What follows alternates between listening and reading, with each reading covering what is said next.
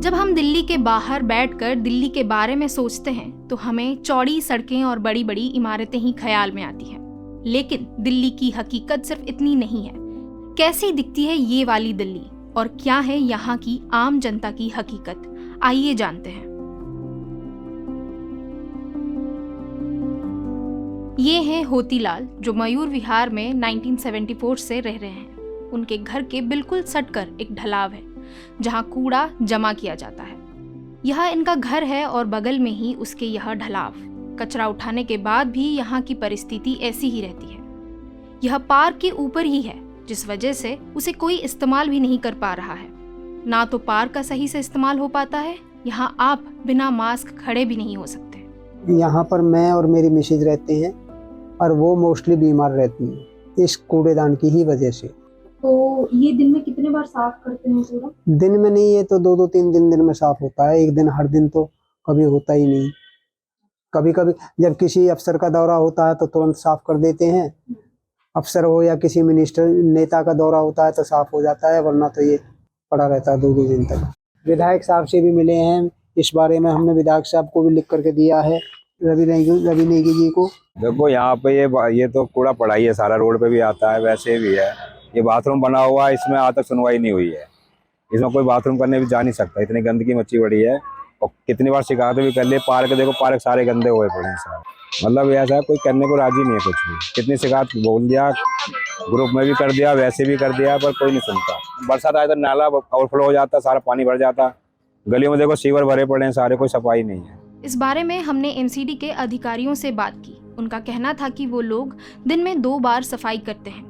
ढलाव के बारे में उन्होंने कहा कि इसे बंद करने के लिए कहा गया था, लेकिन क्यों नहीं हुआ इसकी जानकारी उन्हें भी नहीं है। दिन में 1 बार साफ होता है, 1 बार रात को साफ हो जाता है।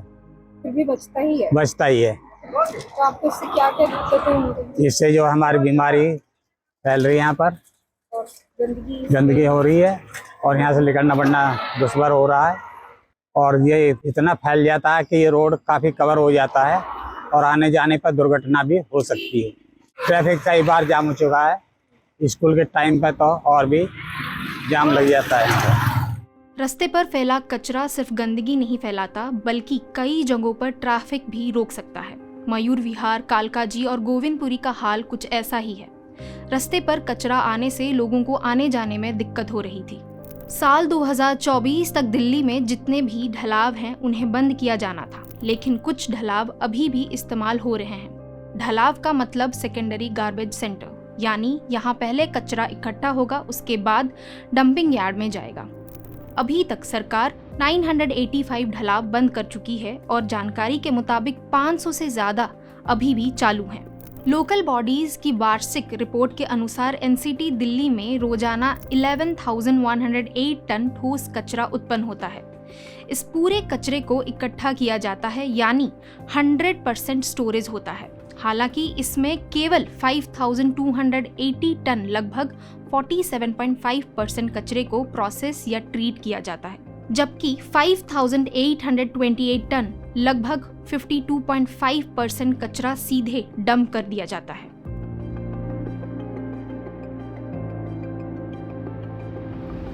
हमने यहाँ ढलाव के पास स्थित बी ब्लॉक झुग्गी में लोगों से बात की, साथ ही सिल्वराज से भी बात की, जिनकी खाने की दुकान ढलाव के सामने है। हमेशा ऐसा रहता है, गंदा पानी भरता है, कूड़ा इतना फैल जाता है। अगर बस आता है, ट्रैफिक इतना जाम हो जाता है, अगर जाए तो बस में गिरे या नहीं तो मतलब कूड़े में गिरे। वहाँ पर कूड़ादानी बनाया जाए, वहाँ पर कूड़ा सारा उसमें जमा करें और आगे गाड़ी साफ करके ले जाए, तो हमें मतलब अच्छा है। आना जाना वाला को भी बदबू भी ना आए, बीमारी ना पड़े। और वो कितने बार दिन में साफ करते हैं वो गाड़ी? वो तो जी कभी कभी आती है गाड़ी जब कूड़ा इकट्ठा हो जाए। मार्केट जाते हैं, मजबूरी है, जाते हैं, लेकिन मजबूरी इतनी बड़ी, लोग फायदा उठाते हैं कि पैर रखने की जगह नहीं है वहाँ पे। इतनी गंद के वजह से और बीमार भी पड़ जाए, और नहीं तो अपने हाथ पैर तोड़ो वहाँ पे। कैसे बचाव करके हम लोग कैसे गुजारा कर रहे हैं यहाँ पे, लेकिन लोग समझ नहीं रहे हैं, ना कोई सुरक्षा कर रहे। हमने इस विषय पर गोविंदपुरी के एमसीडी अधिकारी से बात की। उनका कहना है कि गोविंदपुरी में जितना हमसे हो पा रहा है हम कर रहे हैं। लोगों में जागरूकता की कमी है।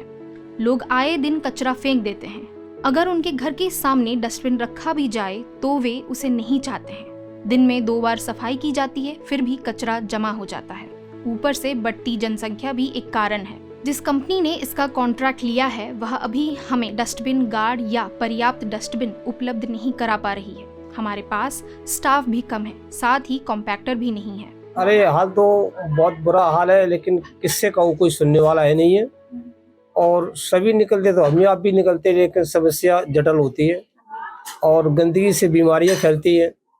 लेकिन कारण है हम लोग ये समझते पब्लिक, अरे ये तो आम आदमी हैं और आम तरीके जीने वाले हैं, तो जैसे मरीज जीते रहे, कोई सुनाई होती नहीं है।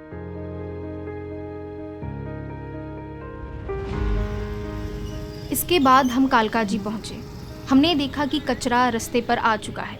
लोगों का कहना था कि यहाँ सफाई हो जाती है, इसीलिए हमारे लिए ये कोई बड़ी समस्या नहीं है। लेकिन लगातार 2 दिन के दौरे में हमने देखा कि कचरा वहीं पड़ा था और सड़क पर फैल गया था, जिससे ट्रैफिक भी जाम हो रहा था।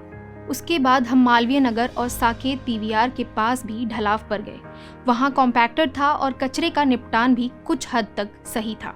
First, where do you find this littering and garbage and all? Do you find it in Lutyens Delhi? No. Do you find it in the bungalow zone? No. I Okay. found it on Mayur Vihar and Govindpuri, Kalkaji. Okay.